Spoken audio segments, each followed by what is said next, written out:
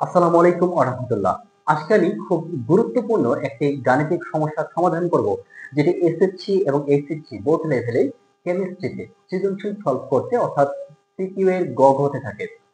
তোমরা এই টাইপের কোশ্চেন দেখে আসছো যে কি আইসোটোপ 2-3টা দেওয়া আছে, আইসোটোপের শতকরা পরিমাণ দেওয়া আছে, তাদের আপেক্ষিক পারমাণবিক ভর বের করতে বলা হয়। আবার আইসোটোপের আপেক্ষিক পারমাণবিক ভর দেওয়া থাকে, তাদের শতকরা পরিমাণ বের করতে বলা হয়। আমরা যখন আইসোটোপের পরিমাণ দুইটা পাই, মানে দুইটা আইসোটোপের ক্ষেত্রে তাদের শতকরা পরিমাণ খুব ইজিলি বের করতে পারি। বা আইসোটোপ যখন 3টা হয়ে যায়, ভর সংখ্যা যখন ডিফারেন্ট 3টা হয়, তখন তাদের শতকরা পরিমাণ বের করতে অনেকটা প্রবলেম ফেস করি। তো এই টাইপের অর্থাৎ 3টা আইসোটোপের ক্ষেত্রে কিভাবে শতকরা পরিমাণ বের করতে পারি, তাই টিউটোরিয়ালের মাধ্যমে ভিডিওর মাধ্যমে ইনশাআল্লাহ ক্লিয়ার হয়ে যাব। তো এই ভিডিওতে অর্থাৎ এই সমস্যাটা সমাধানের আগে আমি আইসোটোপ কি এই বিষয়টা একটু সংক্ষেপে বলে ফেলি। আইসোটোপ কি? যাদের পারমাণবিক সংখ্যা একই কিন্তু ভর সংখ্যা আলাদা আলাদা ডিফারেন্ট, তাদেরকে কি বলি? আইসোটোপ বলি। যেমন ধরো তোমরা কার্বনের উদাহরণ দেখেছো। কার্বনের ক্ষেত্রে পারমাণবিক ভর কত হতে পারে? 12 হতে পারে, বা পারমাণবিক সংখ্যা বা প্রোটন সংখ্যা অলওয়েজ সেম। তাহলে যে সকল মৌলের পারমাণবিক সংখ্যা একই কিন্তু ভর সংখ্যা আলাদা আলাদা, তাদেরকে পরস্পরে কি বলবো? আইসোটোপ বলবো। আই থিঙ্ক এই বিষয়টা ক্লিয়ার। অ্যাটলিস্ট আইসোটোপ কাকে বলে এটা বুঝতে পারলাম। কি? যাদের পারমাণবিক সংখ্যা একই কিন্তু ভর সংখ্যা আলাদা আলাদা ভিন্ন, তাদেরকে পরস্পরের আইসোটোপ বলে। এখন বলতে পারো তারা আইসোটোপ কেন সৃষ্টি হয়? দেখো সিম্পলি কিন্তু এখান থেকে বলা যাচ্ছে যে কি নিউটন সংখ্যা প্রত্যেকে ডিফারেন্ট না এই তিনটার জন্য। এটা নিউটন কত বলতো আমাকে? এটা Newton N is equal to কত? 12 থেকে 6 বাদ দিলে 6, ঠিক। আবার এটার ক্ষেত্রে যদি বলা হয়, এটা নিউটন কত? তাহলে 13 থেকে অবশ্যই 6 মাইনাস করবা 7। আবার এটার ক্ষেত্রে নিউটন সংখ্যা কত হবে? 14 মাইনাস 6 কত হবে? 8 হবে, তাই তো? তাহলে নিউটন সংখ্যা প্রত্যেকে ডিফারেন্ট, তাহলে আমরা বলতে পারি নিউটন সংখ্যা পরিবর্তনের কারণে আইসোটোপ সৃষ্টি হয়, বলা যায়। আবার এট দ্য সেম টাইমে প্রথমেই বলছিলাম যাদের পারমাণবিক সংখ্যা একই কিন্তু ভর সংখ্যা ডিফারেন্ট, ভর সংখ্যা আলাদা হওয়ার কারণে আইসোটোপের সৃষ্টি হয়। আর ভর সংখ্যা কেন আলাদা হয়? প্রোটন সংখ্যা বা পারমাণবিক সংখ্যাটা ঠিক এক্ষেত্রে, যেটা একই পরমাণু একই মৌল, বাট পারমাণবিক সংখ্যা একই থাকা সত্ত্বেও ভর সংখ্যা আলাদা হচ্ছে শুধুমাত্র নিউটন সংখ্যার পার্থক্যের কারণে। এতটুকু এই পর্যন্ত মাথায় রাখলে না। এখন আইসোটোপ, আইসোটন এবং আইসোবার, এই বিষয়টা ইনশাল্লাহ ক্লিয়ার হবো। আর এই বিষয় রিলেটেড আইসোটোপ, আইসোটন এবং আইসোবার, আইসোমার আছে একটা, কি বললাম? আইসোমার। এই চারটা কনসেপ্ট নিয়ে আমরা আলাদা একটা টিউটোরিয়াল করা আছে, ভিডিও দেওয়া আছে, ইউটিউবে দেওয়া আছে, সেটা একটু দেখে নেবে তোমরা। আমি লিঙ্কটা কমেন্ট সেকশনে দেওয়ার চেষ্টা করবো। ঠিক আছে, আমি ম্যাথে চলে আসি। দেখো লেখা আছে প্রকৃতিতে অক্সিজেনের 3টা আইসোটোপ। কি? অক্সিজেন 16, 17, 18, পারমাণবিক ভরটা আলাদা আলাদা 3টা। যেখানে অক্সিজেন 17 মানে মধ্যেরটার শতকরা পরিমাণ 0.04% দেয়া আছে কোশ্চেনে। মৌলটার আপেক্ষিক পারমাণবিক ভর 16 হলে বাকি দুইটি আইসোটোপের শতকরা পরিমাণ কত? একদম সহজ ভাষায় আমি বলি, 3টা আইসোটোপ অক্সিজেনের, এর মধ্যে অক্সিজেনের যেটা ভর 16, এটার পরিমাণ প্রকৃতিতে 0.04%, মানে প্রকৃতিতে এটা পাওয়া যায় অনেক কম। কত? 0.04%। তো এই যে অক্সিজেনের আপেক্ষিক পারমাণবিক ভরের মান হচ্ছে 16, তাহলে বাকি দুইটা দ্যাট মিন্স অক্সিজেন 16 আর 18, এই দুইটার শতকরা পরিমাণ বের করতে হবে। ওকে, ভালো কথা। তাহলে আমি সলিউশনে চলে যাব। হ্যাঁ, সলিউশন সমাধানের ক্ষেত্রে আমরা দেখো তো এই যে 3টা আইসোটোপ দেওয়া আছে না, কি কি? অক্সিজেন 16, 17, 18, এই যে 3টা আইসোটোপের আমরা জানি যে আইসোটোপ থেকে পারমাণবিক ভর যখন বের করব, আইসোটোপের শতকরা পরিমাণ থেকে যখন পারমাণবিক ভর বের করব, তখন আপেক্ষিক পারমাণবিক ভর সমান প্রত্যেকটা পরমাণুর বা প্রত্যেকটা আইসোটোপের পারমাণবিক ভর ইনটু শতকরা পরিমাণ যোগ দিয়ে 100 দ্বারা ভাগ করতে হয়। কথায় হয়তো বোঝা নাই, আমি লিখে দিচ্ছি। দেখো আপেক্ষিক পারমাণবিক ভর কি লিখতে হবে? আপেক্ষিক পারমাণবিক ভর, আপেক্ষিক পারমাণবিক ভর ইকুয়াল টু মাথায় রাখবা এই যে পরমাণুগুলা বা আইসোটোপগুলার ভর সংখ্যা কোথায় থাকে? উপরে, অর্থাৎ 16, 17, 18 এগুলা। তাহলে ভর সংখ্যাকে কি করবা? শতকরা পরিমাণ দ্বারা গুণ করবা। শতকরা পরিমাণ কোথায় দেওয়া আছে আমরা বের করবো। হ্যাঁ, শতকরা পরিমাণ ধরে নিব, শতকরা পরিমাণ, কত ভালো কথা। তাহলে কি প্রত্যেকটার জন্য এখানে এই জন্য সামেশন চিহ্ন, এই সামেশন চিহ্ন দেওয়ার রিজনটা কি? যেটা আইসোটোপ আমাদের 2 বা ততোধিক, অর্থাৎ যতগুলাই আইসোটোপ থাকুক প্রত্যেকের এই পারমাণবিক ভরের সাথে এটার বা প্রত্যেকটা আইসোটোপের শতকরা পরিমাণ গুণ দিয়ে যোগ করে দিব, তারপর 100 দ্বারা ভাগ দিব। ঠিক আছে, ম্যাথ করতে লাগলে অবশ্যই ক্লিয়ারলি বিষয়টা বুঝে যাবা। তো এবার আমি ম্যাথে চলে আসি। দেখো সলিউশন খেয়াল করবে, তিনটা আইসোটোপ দেওয়া আছে। প্রকৃতিতে অক্সিজেনের তিন অবস্থায় মানে তিনটা পারমাণবিক ভর হিসেবে থাকতে পারে, এর বাইরে আর কোনো অক্সিজেন নাই। তাহলে সোজা কথা অক্সিজেন 16 18 এর শতকরা পরিমাণ মোট অর্থাৎ 100%, অর্থাৎ তিনটা আইসোটোপ মিলেই হচ্ছে 100%। তাহলে আমরা লিখতে পারি ধরি, ওকে, ধরি অক্সিজেন 16, অক্সিজেন 17 এবং অক্সিজেন 18 এর মোট বা এর টোটাল, হ্যাঁ, এর শতকরা পরিমাণ, হ্যাঁ, শতকরা পরিমাণ কত? 100%, 100%। ভালো কথা। এর মধ্যে অক্সিজেন 16 যেটা, হ্যাঁ, অক্সিজেন 16 এর শতকরা পরিমাণটা দেওয়া আছে। তাহলে এর মধ্যে অক্সিজেন 15, অক্সিজেন 15 এর শতকরা পরিমাণ লিখবা তোমরা, ফুল সেন্টেন্সটা লিখবা। অক্সিজেন 17 এর শতকরা পরিমাণ কত পার্সেন্ট? 0.04%।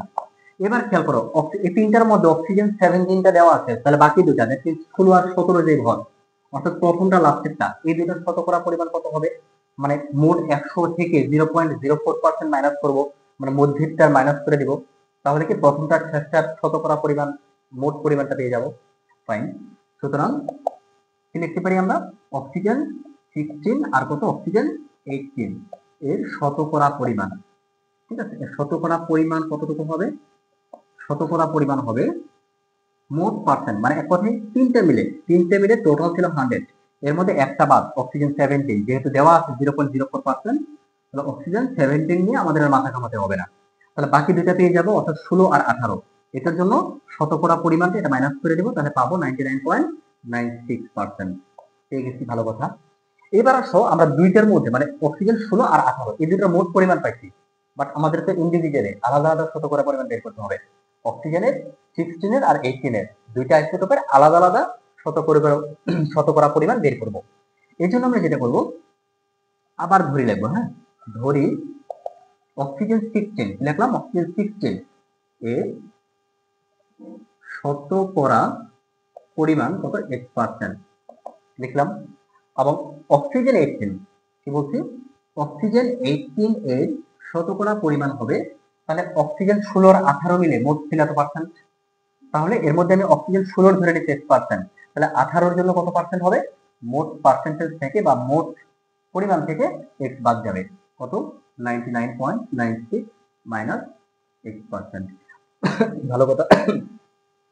তাহলে কি অক্সিজেন 16 জন্য এবং 18 জন্য শতকরা পরিমাণ পেয়ে গেছি, মানে পার্সেন্টেজের পরিমাণটা পেয়ে গেছি। এবার আসো অ্যাকচুয়ালি x এর মানটা কত, অর্থাৎ অক্সিজেন 16 এর জন্য শতকরা পরিমাণ, দেখো x এর মানটা আমরা যখন বের করে ফেলবো তখন আমি কি করতে পারবো? অক্সিজেন 18 এর জন্য শতকরা পরিমাণটা খুব ইজিলি বের করতে পারবো।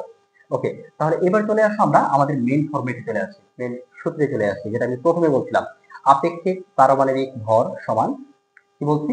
আইসোটোপগুলোর ভরের সাথে তাদের শতকরা পরিমাণ, যে শতকরা পরিমাণ দেওয়া থাকে এগুলো গুণ করতে হবে, গুণ করে যোগ দিয়ে 100 দ্বারা ভাগ করতে হবে। একদমই খেয়াল করে বুঝতে পারবা। হ্যাঁ, আমি কি লিখছি? দা আপেক্ষিক পারমাণবিক ভর কত দেওয়া আছে? অক্সিজেনের জন্য 16, মৌলটার আপেক্ষিক পারমাণবিক ভর 16 দেওয়া আছে, কোথায়? এই যে 16। তাহলে আমি বললাম কি, এই দুইটা নিয়ে আমাদের কাজ, এই দুইটা নিয়ে কাজ, অর্থাৎ অক্সিজেন 16, অক্সিজেন 16 এর জন্য শতকরা পরিমাণ x%, তাহলে 16 এর সাথে x গুণ দিব। ওকে, তাহলে কি করলাম? 16 এর সাথে x গুণ দিলাম। ভালো কথা, এই পর্যন্ত কাজ শেষ। প্লাস অক্সিজেন 18, 18 এর শতকরা পরিমাণ কত? এই যে ব্র্যাকেটের অংশটুকু। ওকে, তাহলে 18 এর সাথে ব্র্যাকেটের অংশ গুণ দিয়ে দিব, তাহলে লিখলাম 18 ইনটু ব্র্যাকেটের অংশ বলতে কত আছে? 99.96 minus x, clear, divided by কত? 100। ওকে, আর লেফট সাইডে এই ইকুয়াল সিম্বলের লেফট সাইডে কি দেওয়া আছে? আপেক্ষিক পারমাণবিক ভর 16, এটা কোশ্চেনে দেওয়া ছিল। ভালো কথা। তো এটা জাস্ট আমরা ক্যালকুলেশন করব, তুমি যেমনি ইচ্ছে সেমনি ক্যালকুলেশন করো। 16 সাথে যদি 100 গুণ দাও তাহলে কত হবে? 1600 হবে। আর বাকিটুকু তুমি তোমার মতো ক্যালকুলেশন করবে। ওকে, এখানে কত হবে? 16x, 16 এর সাথে x গুণ হবে, প্লাস এটার সাথে 18 এর সাথে কত গুণ হবে, আর বাকিটুকু তুমি তোমার মতো ক্যালকুলেশন করবে। ওকে, আমি যেভাবে আছে রেখে দিলাম, ডিভাইডেড বাই কত? 100। তাহলে এখান থেকে এটা ক্যালকুলেশন করে তুমি ফাইনালি পাবা x এর একটা মান পাবা। এই মানটা হবে, মানটা আমার মুখস্থ আছে, আমি বসাই দিচ্ছি, মানটা হবে 99.64, রাইট, এত পার্সেন্ট হবে। এখন এই যে x এর মান 99.64%, এটা কার জন্য ছিল? অক্সিজেন 16, অক্সিজেন 16 এর শতকরা পরিমাণ। তাহলে আমরা লিখব, সুতরাং অক্সিজেন 16 এর শতকরা পরিমাণ x ইজ ইকুয়াল টু 99.64%। 96%। দেখো কাজ অলমোস্ট আমাদের কমপ্লিট। সুতরাং অক্সিজেন 18 এর শতকরা পরিমাণ বের করতে পারবো না, জাস্ট 99.96 থেকে x এর মানটা মাইনাস করে দেবো, x এর মান যেহেতু বের করে ফেলছি। ওকে, সুতরাং অক্সিজেন কত 18 এর শতকরা পরিমাণ হবে কত ছিল 99.96 থেকে আমাদের মাইনাস করতে হবে কত 99.64। ওকে, তাহলে মাইনাস করে দিলে আমরা মানটা পাবো 0.32। Right, fine.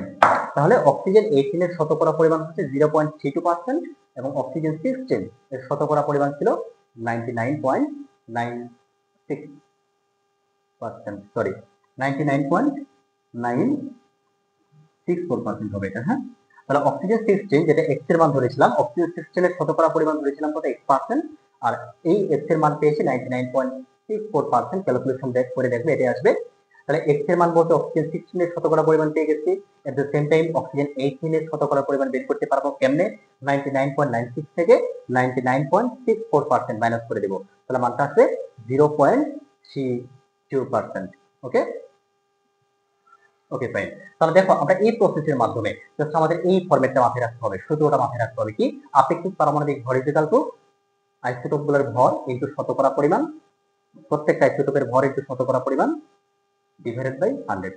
ওকে, তাহলে আমরা কিন্তু যদি এই কোশ্চেনটা ঘুরাই দিত কি তিনটারই শতকরা পরিমাণ কোশ্চেনে দিয়ে দিচ্ছে, এই তিনটা আইসোটোপের শতকরা পরিমাণ কোশ্চেনে দেওয়া আছে, আমাদের বলছে কি আপেক্ষিক পারমাণবিক ভর কত, এর মানে লেফট সাইডের মান টপিকটা বের করতে হবে, এটা আরো ইজিলি করা যেত। ঠিক আছে, তাহলে দেখো আমরা ন্যাচারালি ক্লোরিনের জন্য বা কপারের জন্য যে আপেক্ষিক পারমাণবিক ভর দেওয়া থাকে শতকরা পরিমাণ খুব ইজিলি বের করতে পারতো, যেহেতু দুইটা আইসোটোপ আছে, ক্লোরিনের ক্ষেত্রে দেওয়া ছিল যেটা, কপারের ক্ষেত্রে দেখেছো। বাট যখন আমরা দেখবো যে তিনটা আইসোটোপ আছে তখন যে প্রবলেমটা ফেস করতে হয়, এই কি ধরনের প্রবলেম ফেস করতে হয় বা কোনটা শতকরা পরিমাণ কত পার্সেন্ট ধরবো, এটা নিয়ে যে প্রবলেমটা ফেস করো, তো এই বিষয়টা আশা করি আজকে ভিডিওর মাধ্যমে ক্লিয়ার হয়ে গেলে। তো এই ধরনের বিভিন্ন ইম্পর্টেন্ট টপিক যেগুলো আসতেই পারে, তো এই টাইপের টপিক গুলো আমরা খুব রিসেন্টলি একটার পর একটা আপলোড করবো। এর সাথে কেমিস্ট্রি এবং ফিজিক্সের বিভিন্ন গাণিতিক সমস্যাগুলো থেকে শুরু করে বিভিন্ন ম্যাথমেটিক কনসেপ্ট বা বিভিন্ন ফর্মুলা গুলো কিভাবে অল্প সময়ে সহজে আয়ত্ত করতে পারো, এই জন্য কি করতে পারি বিভিন্ন ট্রিক টেকনিক সূত্র ছন্দের অবতরণ করে পরবর্তী লেকচারগুলো ভিডিওগুলো ইনশাআল্লাহ তোমাদের সামনে উপস্থাপন করবো। সে পর্যন্ত সকলে সুস্থ থাকবে, ভালো থাকবে, আল্লাহ হাফেজ।